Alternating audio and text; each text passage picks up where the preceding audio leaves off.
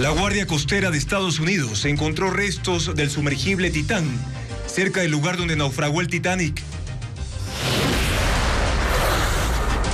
La única embarcación de investigación pesquera que tiene el país está convertida en chatarra. Los bomberos de 3 cantones combaten el fuego en las 100 hectáreas de pajonales de las faldas del Nevado Chimborazo, que arden desde hace 19 horas. El Ministerio de Agricultura no autoriza todavía la importación de arroz, pero confirma que sí ha recibido solicitudes. Buenas noches, comenzamos Televistazo Estelar este jueves 22 de junio.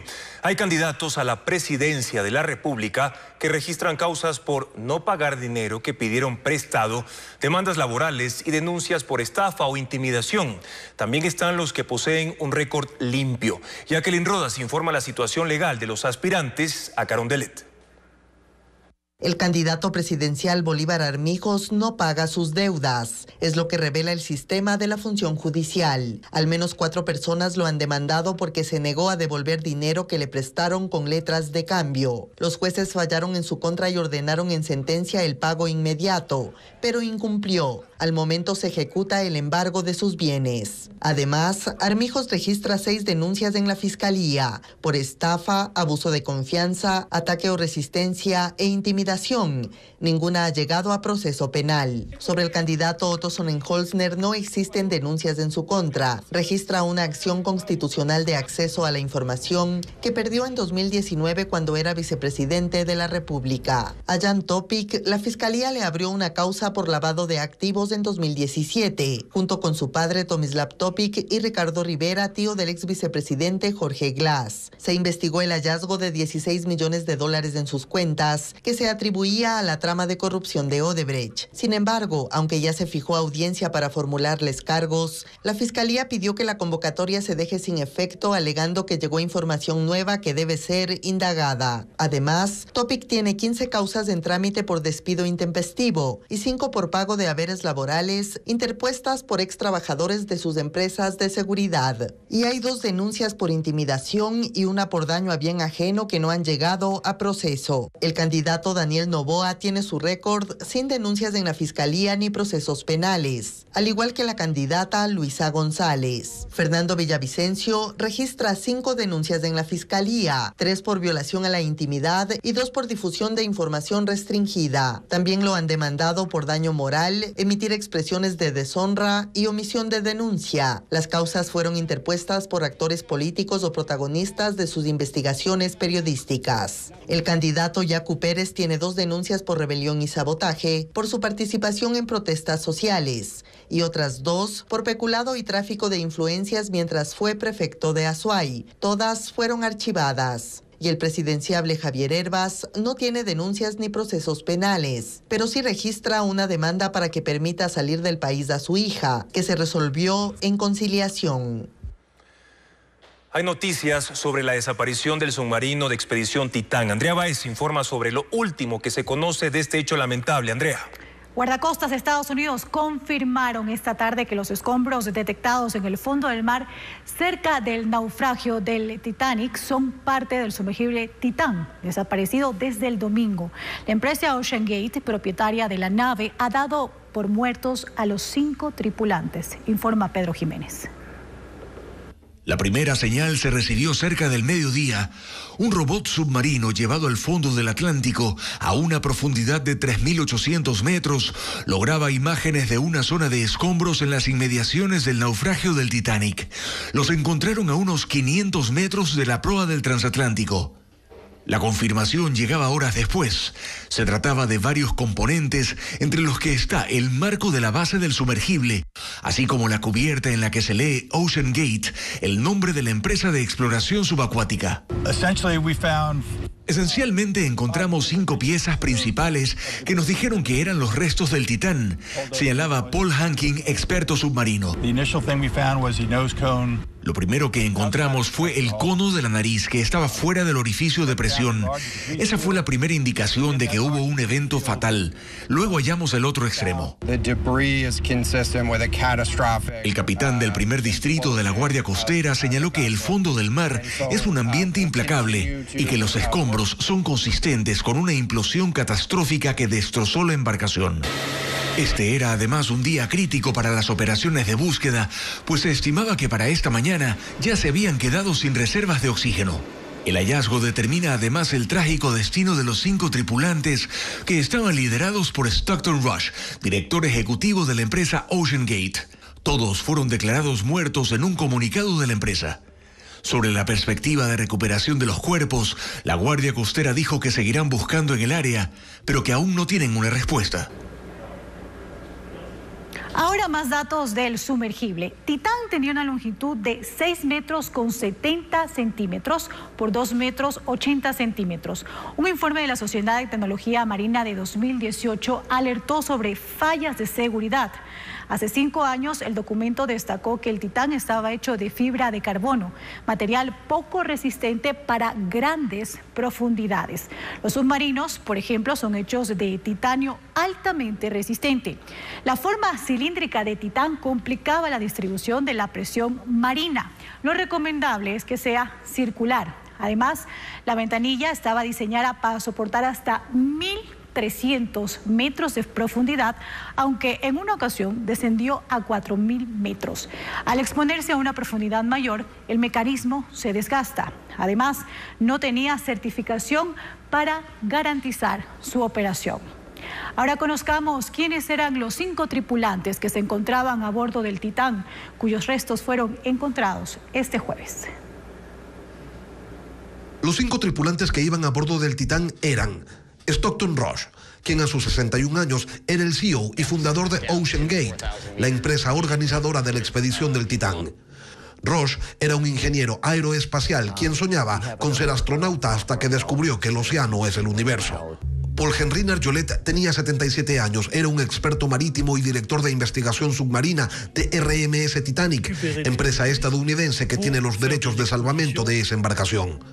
Él había participado de más de 35 inmersiones en el lugar del naufragio del legendario barco. Hamish Harding tenía 58 años, era británico, hombre de negocios, piloto de aviación y explorador.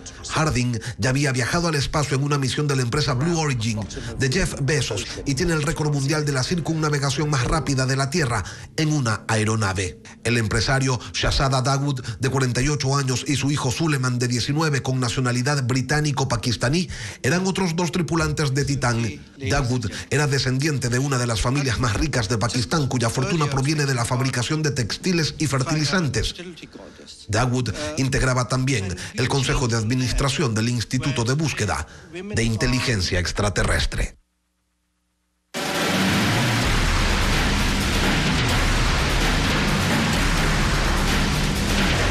Fenómeno del Niño. ¿Está preparado el país? La única embarcación de investigación pesquera del Instituto Público de Acuicultura y Pesca no sirve. Los informes que generan los científicos en ese barco son claves para identificar cómo el fenómeno del Niño afectará a las especies marinas. Un informe de Merlín Ochoa. En chatarra, así se encuentra el buque de investigación pesquera Toallí.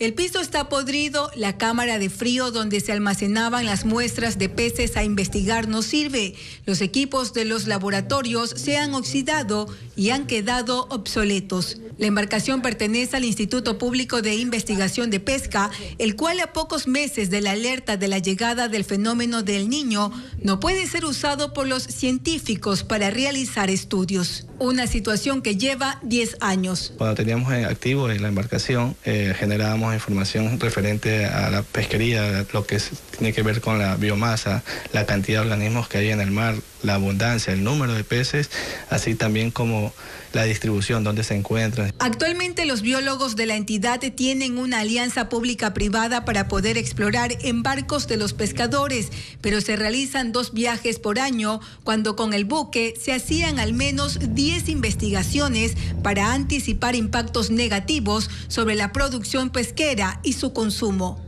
Por ello, los técnicos recolectan información de forma manual. En este momento nosotros seguimos haciendo las investigaciones por tierra, es decir, hacemos seguimiento de los desembarques que se realizan al nivel de la costa ecuatoriana para saber cómo se encuentran las especies que son capturadas. Según la subdirectora del instituto, la solución es comprar un nuevo barco de investigación cuyo precio podría superar los $35 millones.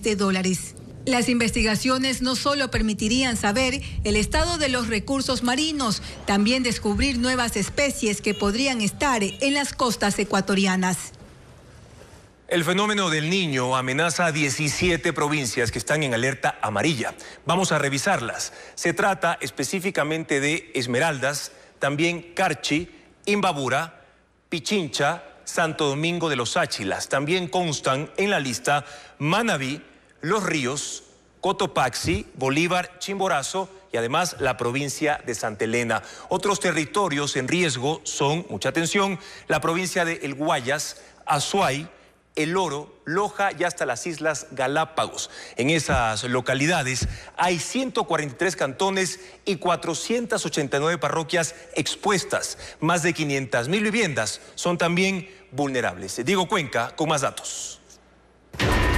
Son 2.300.000 personas que estarán expuestas a los estragos que deje el fenómeno del Niño en Ecuador. Esa es la proyección que maneja la Secretaría de Gestión de Riesgos en 143 cantones de 17 provincias, que en mayo fueron declaradas en alerta amarilla. Las localidades que registrarían mayores afectaciones son El Oro, Guayas, Los Ríos, Manabí y Esmeraldas.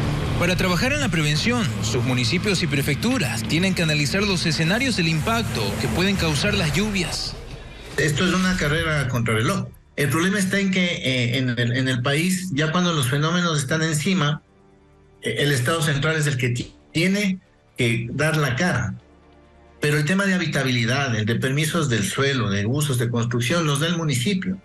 Entonces, es ahora cuando tienen que empezar también a dar cuenta de ese abastecimiento, de esa coordinación, de esa organización, los municipios, para precautelar. Y lo que les falte, ¿no? Si son 100 camas las que necesitan y tiene 50, las 50 le podemos, desde el Estado central, complementar. Como consecuencia del fenómeno del Niño, se ha determinado dos tipos de impacto.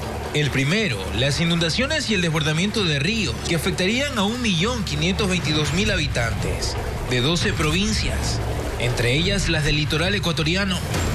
El segundo, los deslaves, que afectarían a 742.000 personas, que viven en 16 provincias, en la Sierra Centro y Norte.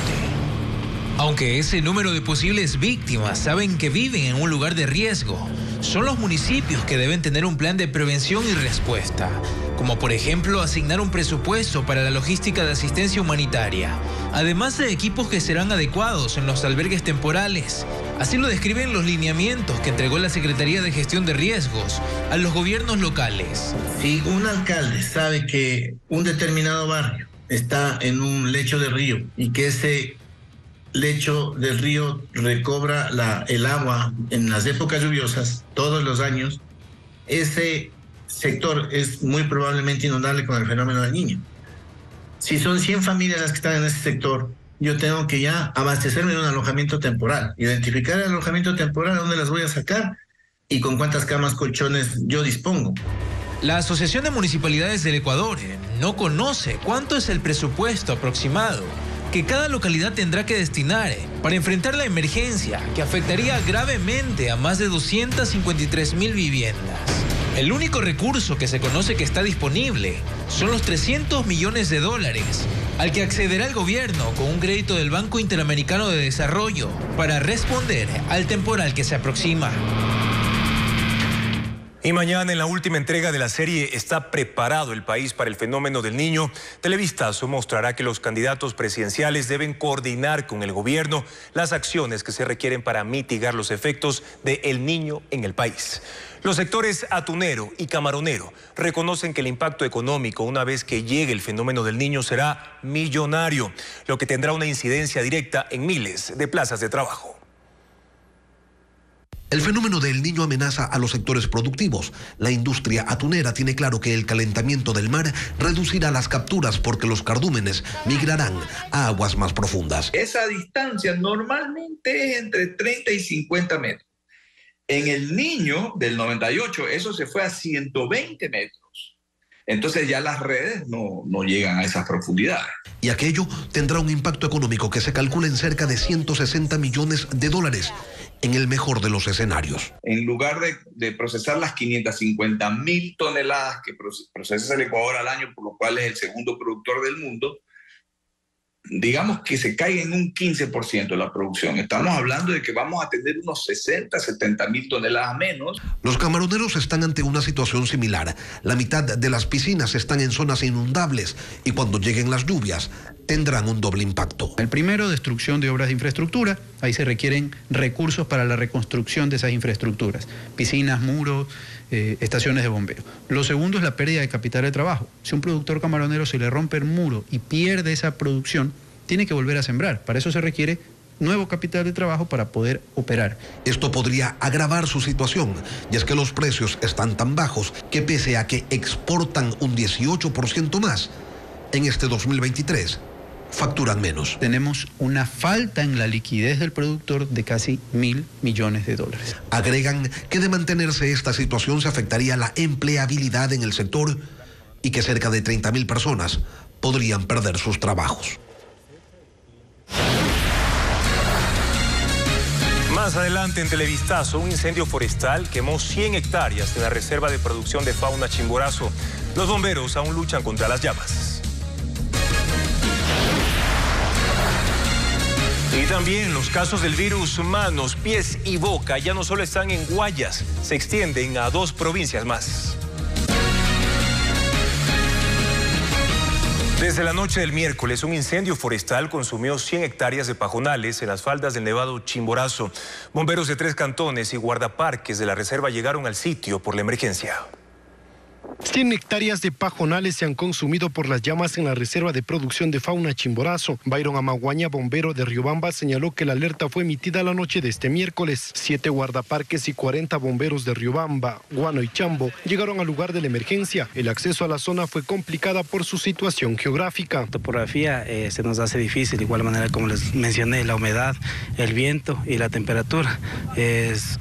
Son motivaciones para que el incendio se prolongue y un peligro para el personal también, que estamos activados desde las 4 de la mañana. Un dron grabó la extensa área de pajonal consumida por el fuego. A esto se suma el impacto de la flora y la fauna. Los bomberos rescataron a 4 conejos y un venado con quemaduras. Existen muchos animales silvestres, los que algunos pueden salir, otros lastimosamente se enredan en lo que son el pajonal, no pueden salir, hay crías. Hasta el cierre de este informe, el incendio no había sido controlado.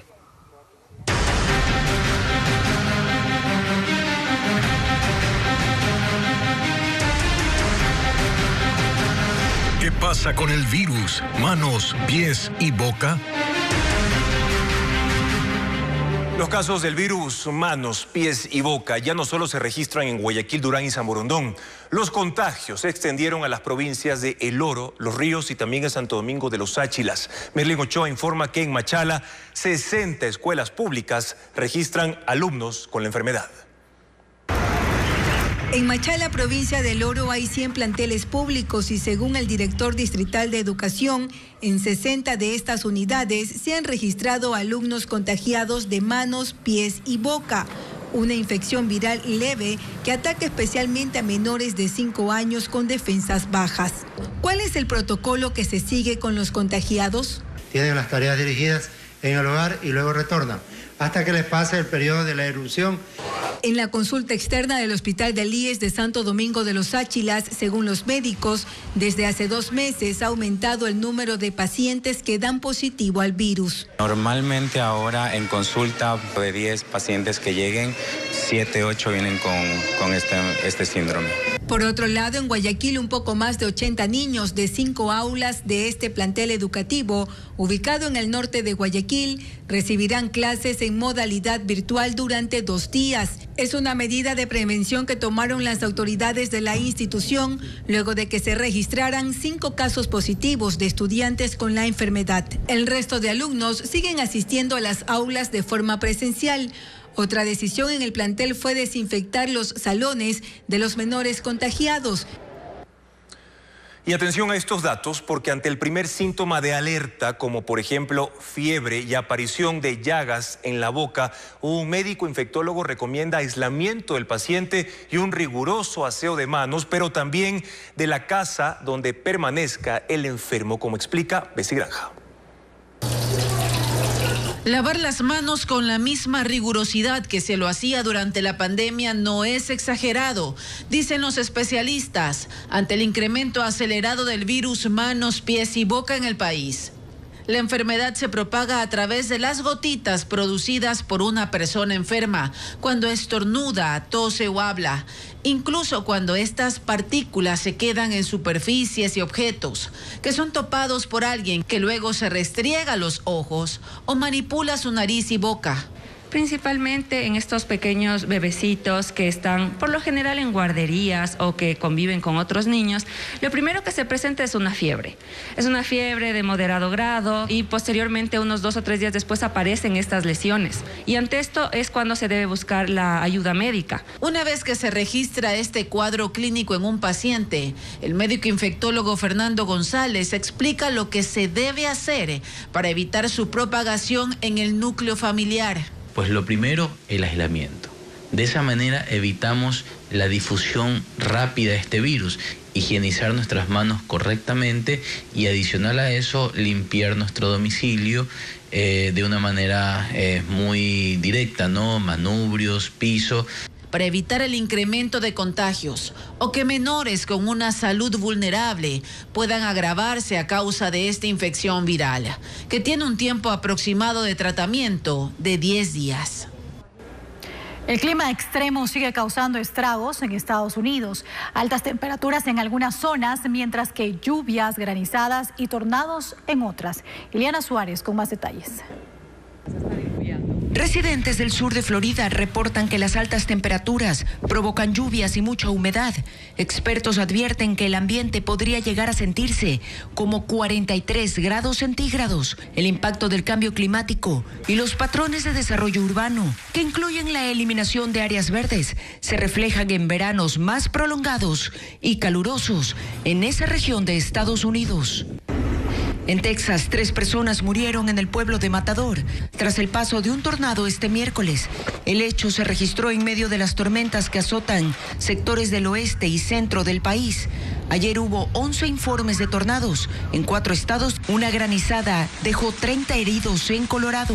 Ocurrió en el anfiteatro de Red Rocks, una estructura rocosa donde se ofrecen conciertos al aire libre. En medio de gritos, las personas huyeron y buscaron refugio. Muchas usaron cajas de reciclaje para cubrir sus cabezas.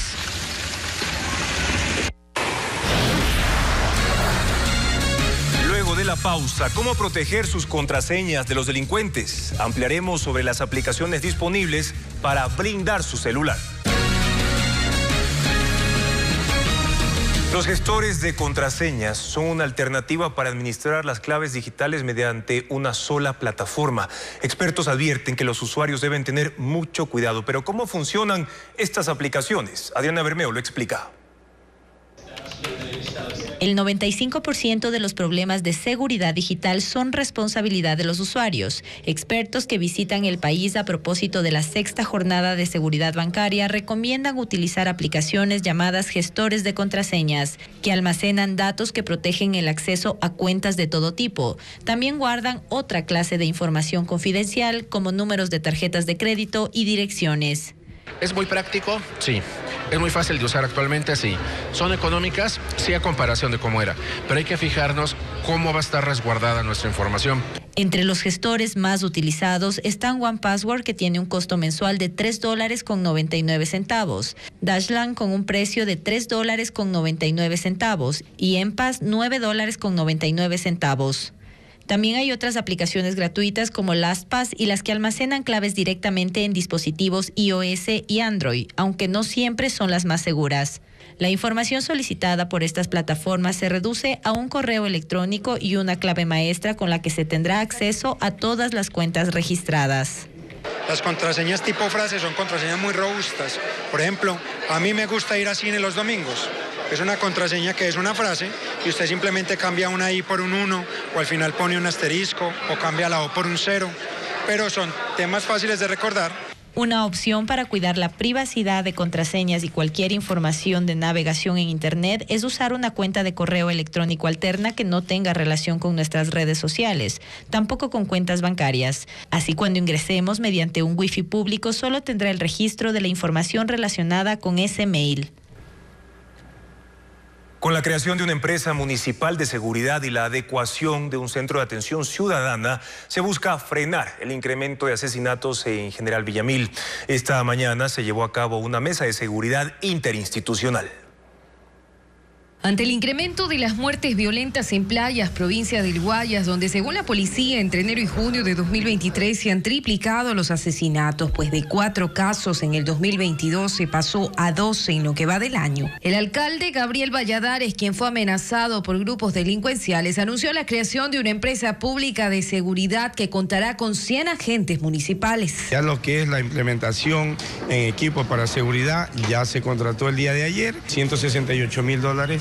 Hasta ahorita es lo que se está invirtiendo. El resto de gastos se costearán con la recaudación de una nueva tasa. Que viene a ser $2.25 en la planilla de consumo de agua potable. En General Villamil Playas, un balneario con 60.000 habitantes, hay apenas 82 agentes policiales. 22 llegaron la semana anterior y no cuentan con dotación. Nuestros comandantes se encuentran ya gestionando con el mando policial para que nuestro personal sea dotado de chaleco y arma. El municipio ha tenido que adecuarles espacios para dormir y adquirir 22 motocicletas para el patrullaje. Y adicional a esto, en playas no hay presencia de personal de DINASET o criminalística para el levantamiento de cuerpos. Acá se debe esperar a que lleguen agentes de Guayaquil. Se hayan dado eventos donde los familiares no quieren que más de 3 horas llegue DINASET, llegue criminalística y se han llevado el cadáver. Además, la fiscal provincial del Guayas ofreció aumentar de 2 a 4 el número de fiscales debido a los más de 9.000 expedientes que tienen cada uno. La mora patronal de empleadores con el IES afecta a afiliados que no pueden acceder a algunos servicios. La Ley de Seguridad Social establece que no se deben suspender algunas prestaciones, pero esto no se cumple totalmente. Fabiola Santana con el tema. En Ecuador, 472.000 empleadores están en mora patronal, es decir, no aportaron al IES los montos correspondientes al seguro obligatorio y fondos de reserva. La deuda de las empresas privadas y algunas públicas con el instituto asciende a $2.200 millones, lo que impide a los afiliados a acceder a préstamos, retirar fondos de reserva y cesantías. Y aunque la Ley de Seguridad Social obliga al IES a mantener las prestaciones por enfermedad, subsidio por maternidad, seguro de desempleo, auxilio de funerales y el fondo mortuorio, aun cuando su patrono está en mora, no se cumple del todo. Esta empleada, que prefirió ocultar su rostro para no ser despedida, informa que va en el 3er mes de maternidad y el IES no ha cumplido con el subsidio monetario por periodo de descanso. Así ha subsistido junto a su hija con $120 al mes, que es el proporcional entregado por la empresa en mora. Consultó al IES y solo se le informó que no pueden pagarle porque su empleador está en mora. Sin embargo, a mí sí me descuentan de mi rol de pagos ese porcentaje.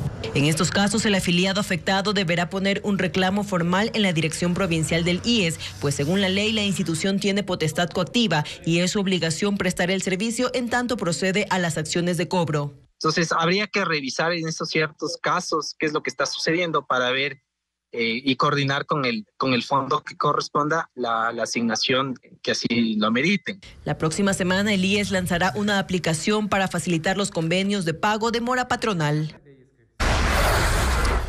El Ministerio de Salud ha incorporado más de 5.000 nuevos profesionales para los hospitales de su red, pero en Esmeraldas la contratación del personal se complica debido a la inseguridad. Diego Cuenca explica la situación.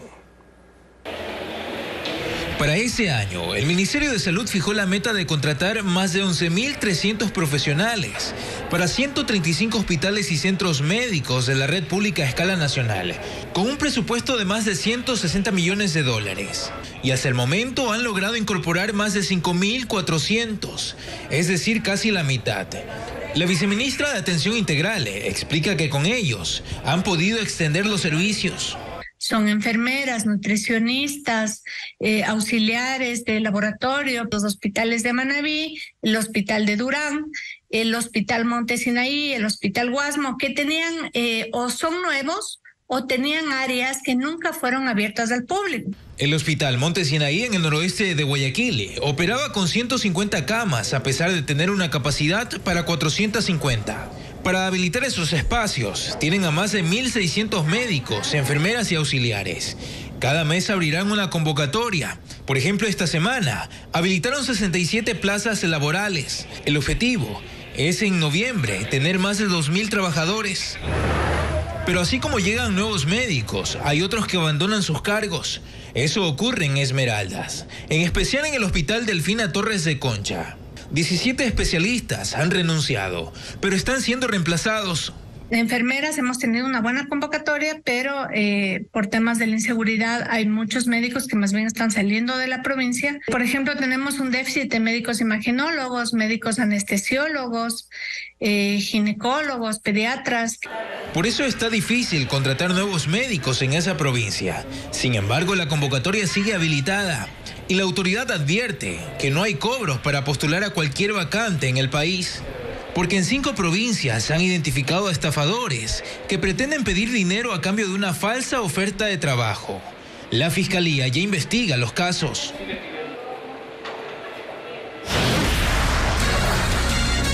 La seguridad de Ecuador y la ayuda ante el impacto del fenómeno del Niño son parte del acuerdo de cooperación con Estados Unidos. Los detalles luego de la pausa.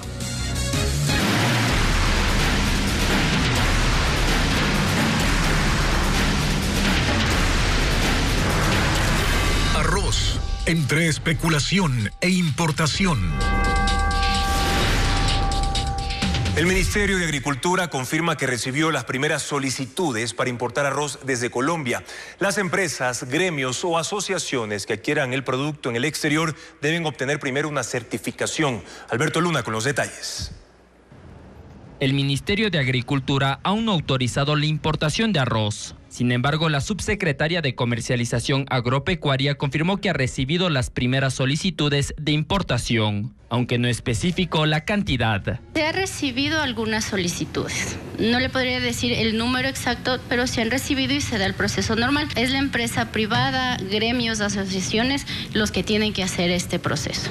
La información sobre las empresas y nombres de importadores no es pública. Desde la Corporación de Industriales Arroceros del Ecuador se informó que 25 compañías buscan el permiso y su intención es importar 120.000 toneladas. Según el ministerio, el listado de empresas certificadas se conocerá cuando completen la obtención de la licencia. El proceso dura por lo menos una semana. Después del registro en el Ministerio de Agricultura, se debe presentar un formulario al Servicio Nacional de Aduana especificando la cantidad de arroz a importar. Ese trámite tarda 5 días. En la nota del pedido están los datos de dónde viene el producto, importador, exportador, qué volumen, qué precio, los datos de ubicación de la empresa, y se corroboran esos 2 temas. Una vez que se corroboran esos 2 temas, se da el ok para poder proceder con la obtención de la licencia. Luego se debe cumplir con los requisitos fitosanitarios de agrocalidad que duran 2 días.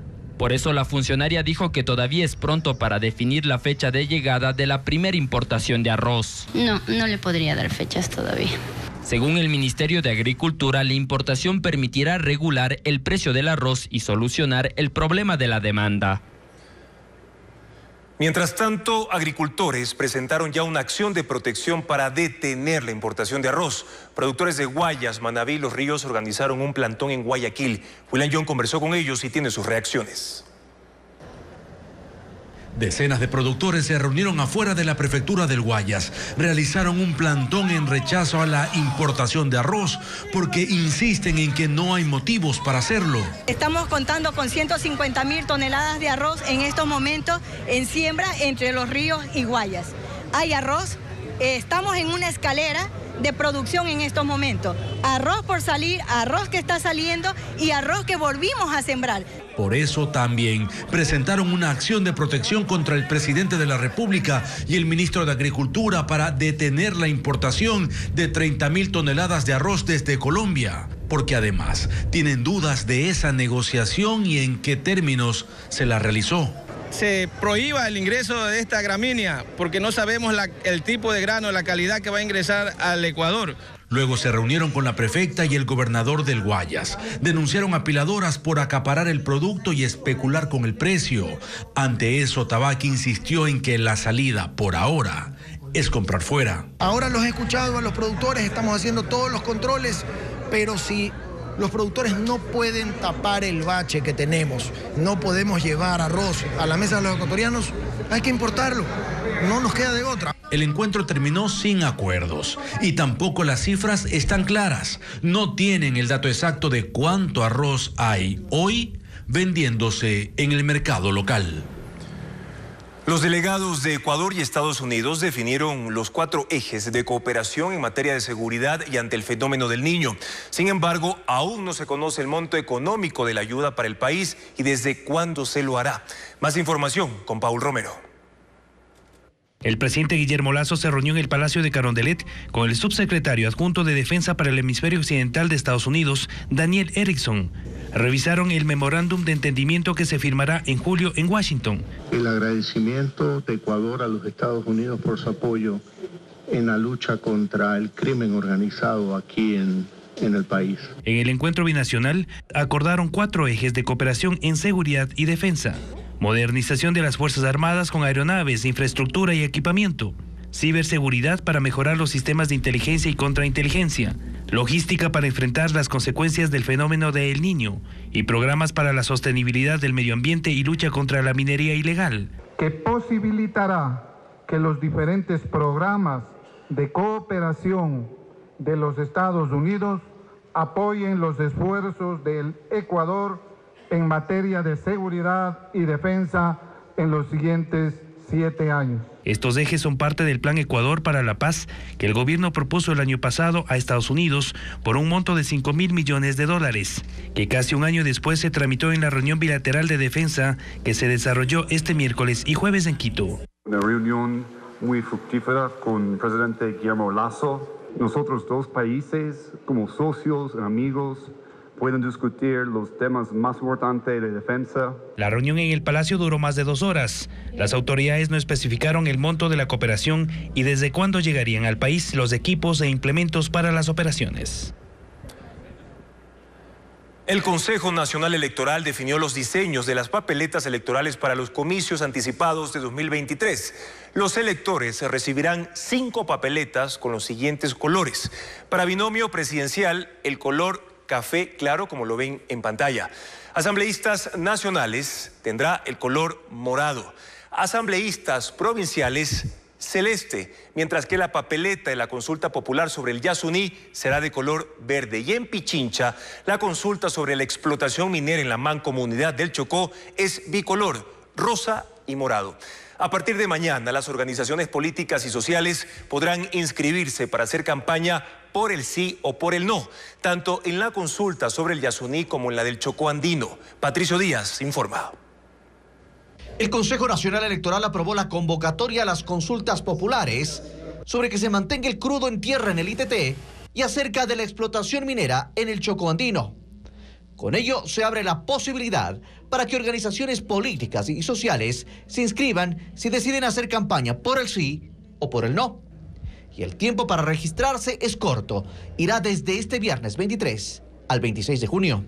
Quienes sean acreditados para la campaña deberán respetar límites de gasto y podrán hacer promoción de sus opciones en medios de comunicación con recursos del Estado. En el caso de la consulta sobre el Yasuní, tanto quienes apoyen la opción por el sí como por el no, podrán gastar cada uno hasta $2.690.000 y tendrán como fondo de promoción $201.750 para cada alternativa, recursos que se dividirán entre todos los inscritos. Con esta calificación de las organizaciones políticas, sociales, también la ciudadanía se informa las ventajas y desventajas de cada una de las preguntas por el sí o por el no. En el caso de la consulta sobre el Chocó andino, el límite de gasto para cada opción será de $402.700 y el fondo para medios que cubre el CNE será de $30.205 para cada alternativa. Las dos consultas se realizarán también el 20 de agosto. La campaña, en este caso, empieza el 29 de julio y va hasta el 17 de agosto. Pachacutic e Izquierda Democrática insisten en participar en las próximas elecciones, al menos con candidatos a la Asamblea Nacional. La ID recibió una medida cautelar a su favor y Pachacutic impugnó el no envío de delegados del CNE a sus primarias. Un juez de Atacames aceptó una medida cautelar para que las elecciones primarias de Izquierda Democrática se realicen otra vez. Uno de los dirigentes del partido en Esmeraldas presentó la demanda. El proceso que realizó la otra facción del Partido Naranja quedaría así insubsistente. El juez pide además que el presidente de la organización solicite al Consejo Nacional Electoral los veedores para el nuevo proceso y amplíe los plazos para la inscripción de candidatos. Que se han vulnerado los derechos de participación, es decir, de que los militantes, los presidentes a escala nacional puedan elegir y ser elegidos. Sin embargo, el otro sector de la Izquierda Democrática presentó casi de inmediato una demanda contra el juez ante el Tribunal Contencioso Electoral. Lo acusan de interferencia y arrogación de funciones que le competen exclusivamente a la función electoral. Por la división interna, Izquierda Democrática únicamente ha podido inscribir candidatos a asambleístas en Carchi y Guayas. Pachacutic está en similar situación. No ha inscrito candidatos a asambleístas nacionales porque el Consejo Electoral no envió delegados a sus elecciones primarias. La dirigencia del movimiento impugnó esa decisión ante el propio CNE y hasta ahora no tienen respuesta. Por lo que si no consiguen una decisión favorable del Consejo Nacional Electoral, anuncian que acudirán también al Tribunal Contencioso. No hicieron llegar a los veedores, por lo cual rompe todo esquema de participación democrática. Los veedores tienen que estar disponibles en el bien y el mal o en el incumplimiento para dar un informe real de lo que se procedió a dar. Pero tanto para Pachacutic como para la Izquierda Democrática, el tiempo les juega en contra. Y hay 9 listas inscritas de candidatos a asambleístas nacionales de otras organizaciones políticas. Y si no tienen impugnaciones, podrían empezar campaña electoral antes de lo previsto. El número de turistas extranjeros que ingresa al país es mayor al registrado en 2022. Sin embargo, aún no se alcanzan los niveles de arribos previos a la pandemia. El Ministerio de Turismo asegura que llevan a cabo campañas en Estados Unidos, Canadá y Europa para tratar de atraer a más visitantes. La llegada de turistas extranjeros al país aumenta. De enero a mayo de 2022 ingresaron 402.212 turistas, mientras en el mismo lapso de este año la cifra llegó a 552.562 y por ello las rutas aéreas han incrementado. 4 tan solo en junio. Sin embargo, aún hay una brecha, y es que los 552.000 turistas de 2023 aún están por debajo de los 622.000 que visitaron el Ecuador de enero a mayo de 2019. Y eso es lo que se busca recuperar con el plan de promoción y competitividad en el exterior. El Ecuador está participando con 25 empresarios en Londres en el evento de LATA. Estamos participando en los eventos de Roots Américas, Roots World, para poder impulsar la conectividad aérea del país. La tasa Ecuador Potencia Turística que se cobra en vuelos hacia el Ecuador se redujo de $10 al 5% de la tarifa neta del boleto. Estos ingresos se deben destinar a la promoción turística, pero ahora con la reducción, ¿hay menos recursos para la promoción? El ministro Olsen dice que no. Definitivamente es un sacrificio fiscal, pero hay otra recaudación. Por cada turista americano que llega al país, aproximadamente está inyectando $1.000 a nuestra economía. Estamos teniendo 18% más turistas provenientes de Estados Unidos que en la época de prepandemia. Y se invertirán cerca de $2 millones en medios digitales internacionales. También se aseguró. La policía alerta que las bandas publican falsas ofertas de trabajo en redes sociales para estafar, principalmente en Guayaquil. Incluso usan la identidad de personas fallecidas para engañar a las víctimas, como informa Samantha Mora. Esta mujer no quiso ser identificada por miedo. Relató que buscaba trabajo en una red social. Vio una oferta de un reconocido supermercado y aplicó. Antes de acudir a la entrevista me estaban solicitando dinero ya para que cancele a cierta cuenta. Obviamente sentí cierta desconfianza porque ninguna entidad, nunca te piden dinero para poder acudir a una entrevista antes. Y para ganar su confianza le enviaron fotos de las credenciales de una abogada y un policía, quienes iban a encargarse de los trámites. Ella sospechó de la situación, investigó por su cuenta y se llevó una sorpresa. Investigué en internet y resulta que el policía lo habían matado el año pasado. Entonces sí es algo que asusta, porque si yo hubiera acudido, no sé qué hubiera pasado. La Policía Nacional indica que esta es una de las modalidades que usan las bandas delictivas para estafar. Varían de $10 a $100 y $500, que es lo máximo, porque ya le aseguran un trabajo en una entidad pública, pero lamentablemente nunca se concretan ya que son documentos falsos. Favari Montalvo, jefe subrogante zonal, enfatiza que la institución no gestiona ofertas laborales. Nosotros como policías no tenemos ningún tipo de facultad de recibir carpetas o peor aún, recibir algún tipo de dinero en efectivo por la recepción de algún tipo de documento. En el 2022, la unidad de ciberdelitos investigó más de 500 casos en Guayas, Manabí y Pichincha. Según el Código Orgánico Integral Penal, el delito de estafa se castiga con 1 a 7 años de prisión. 27 tacos de dinamita fueron hallados en la isla Trinitaria en el sur de Guayaquil, donde la policía ejecutó una detonación controlada, mientras que en un centro médico en Urdesa fue evacuado tras una amenaza de bomba. Luis Alfredo Zúñiga resume estos hechos. La alerta se levantó a las 2:30 de la mañana de este jueves en la isla Trinitaria sur de Guayaquil. La policía halló un taco de dinamita en plena vía, pero al revisar la zona encontraron más explosivos. En total, 27. Se encontraban sobre las aceras de alrededor de aproximadamente 4 o 5 cuadras a la redonda. Los tacos de dinamita tenían mecha, pero no el dispositivo necesario para su explosión. Personal especializado del GIRE llegó al sitio y realizó la detonación controlada. Aún no se ha asociado el hecho a una banda criminal en particular, y aunque no hubo víctimas, los moradores del sector están preocupados. Mientras en Urdesa a las 8:30 de la mañana de este jueves, empleados y pacientes de un centro médico particular fueron evacuados tras una amenaza de bomba. Y de pronto vi que los médicos, enfermeras y pacientes salían en fila para allá y todo el mundo salía corriendo. La vía fue cerrada al tránsito vehicular mientras los uniformados inspeccionaban las instalaciones. El dueño de ese establecimiento fue secuestrado junto a su chofer el lunes pasado, pero fue liberado por la policía. Tras recuperar su libertad, ese mismo día detonó un explosivo en los exteriores del inmueble. Y este jueves, la nueva amenaza. Una llamada que le han realizado al encargado de la... Finalmente se descartó la alerta y se habilitó la vía. Sin embargo, el centro médico no atendió. El hallazgo de la cabeza de un hombre dentro de una funda en Monte Sinaí la mañana de este jueves, en el noroeste del puerto principal. Esto estaría relacionado con un cuerpo decapitado encontrado la noche anterior en otro punto de esa zona. Un manto rojo de confetis cubre la plaza de una de las iglesias en Sicilia, Italia. Sus habitantes celebran a San Sebastiano, una fiesta típica en toda Italia.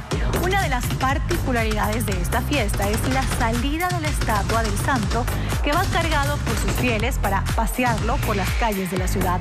Este video tiene 1.6 millones de reproducciones en la cuenta de Instagram de Gira con Noi Sicilia.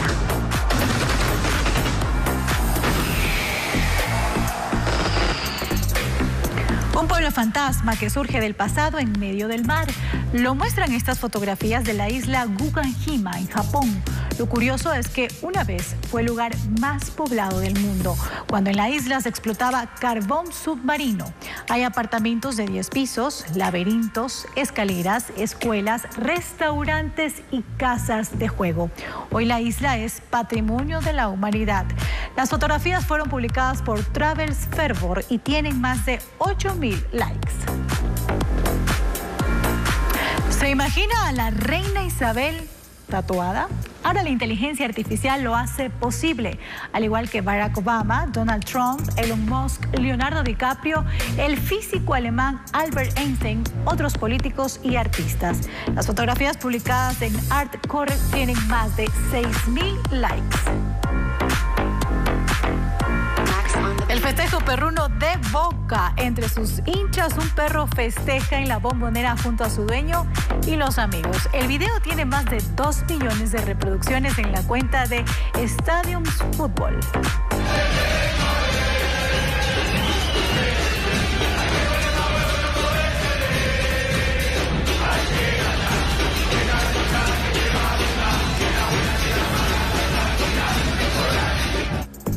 ¿Se imaginan los personajes de la mítica serie Juego de Tronos tocando en un cello la melodía de la saga? Esto es lo que ha logrado un video de la inteligencia artificial creado por Jun Boksai. Tiene 288,000 reproducciones y más de 12,000 likes.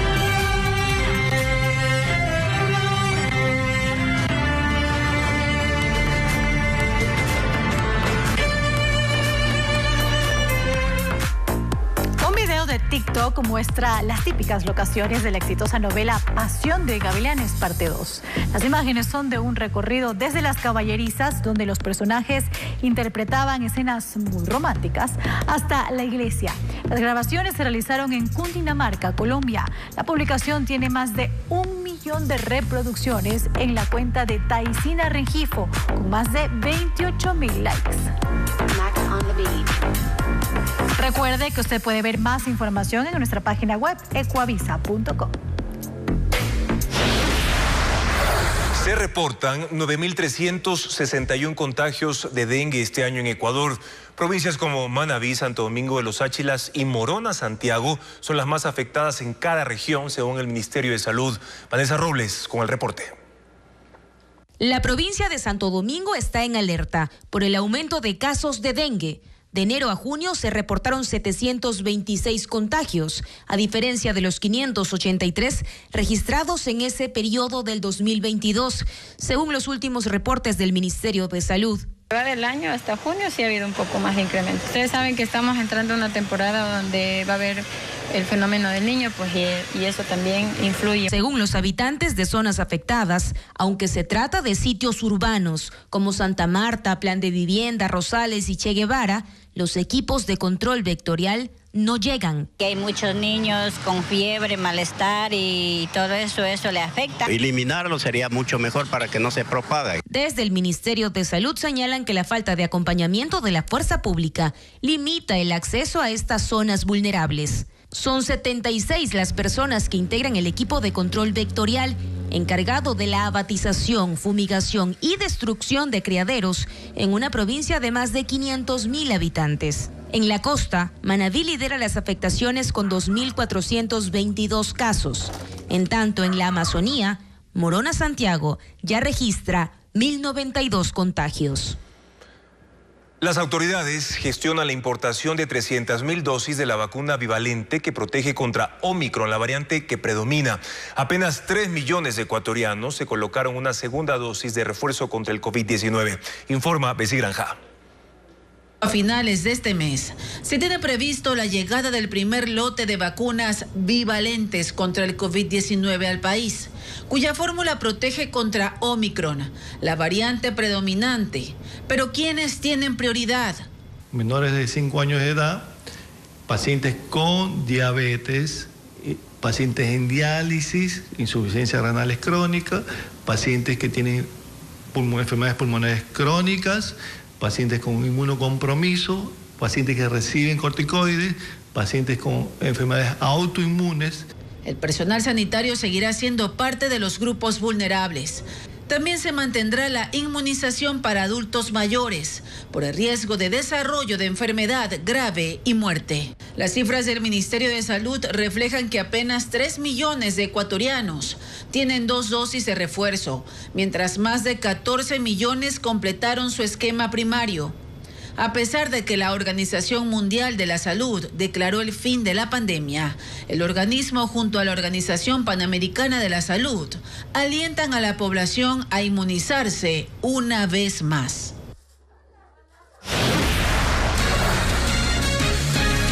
Al volver, tendremos los detalles de la gira de Independiente del Valle por Europa. ¿Cuáles serán sus rivales?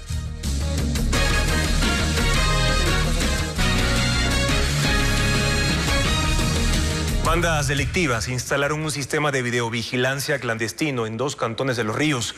Con esas imágenes y a través de WhatsApp evitaban ser capturadas. Odette Camacho informa que entre las evidencias también hay un uniforme de policía. La provincia de Los Ríos es la segunda más peligrosa del país, según la Policía Nacional.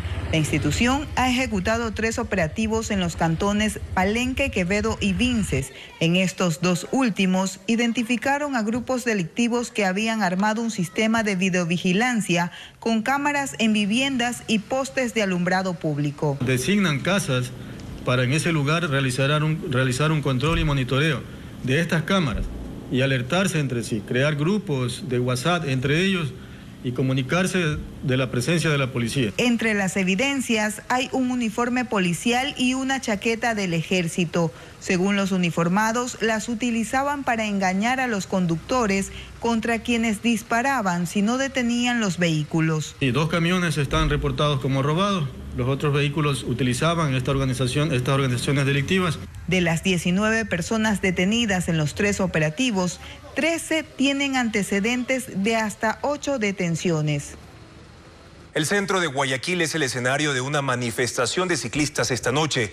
Nos enlazamos ahora con Luis Alfredo Zúñiga, quien cubre el plantón en la Plaza de la Administración. ¿Qué piden los manifestantes, Luis Alfredo?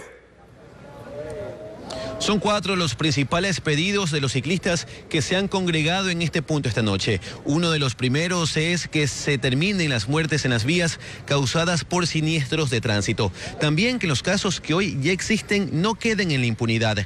Dar prioridad a las ciclovías y mejorar la señalética en las calles. Estos pedidos lo hacen mediante un plantón pacífico de más de 50 bicicletas caídas, como lo ven a esta hora. Son acciones que se dan luego de la muerte de un abuelo y sus 2 nietos en la vía La Costa el último domingo, cuando un conductor los atropelló mientras esperaban que un local de bicicletas abriera sus puertas. Un dato importante para los amantes de los animales, porque las altas temperaturas alteran el comportamiento de las mascotas. Un estudio revela que los perros muerden hasta 11% más en días calurosos y soleados. Vanessa Robles con más datos. Las emergencias atendidas en hospitales del Ministerio de Salud Pública a escala nacional por mordeduras de perros han aumentado. Pasaron de 5.044 en 2020 a 11.088 en 2021 y a 11.680 en 2022. Para los especialistas, la agresividad de los perros no está determinada por la raza, sino por factores como la alimentación, socialización o entrenamiento. Sin embargo, las altas temperaturas también influyen en esa irritabilidad, asegura la etóloga Fabiola Jiménez, especialista en el comportamiento animal. Estas temperaturas pueden generar situaciones de estrés, su piel no suda, ellos pueden transpirar, pueden regular su temperatura a través del jadeo. Un estudio publicado por Science Reports reveló que la incidencia de mordeduras de perros aumentó un 11% en los días con mayor radiación ultravioleta y un 4% en los días calurosos. Este informe, para la representante de veterinarios del Guayas, también se refleja en las mascotas del Ecuador. Estar en la zona cero, en la mitad del mundo, que nos indica que los rayos solares nos van a dar mucho más de frente, sientan el calor reflejado del piso mucho más intenso o mucho más rápido que lo que nosotros lo podamos sentir. Aunque no hay cifras oficiales del INEC, el cuestionario del último censo busca el número de perros en Ecuador.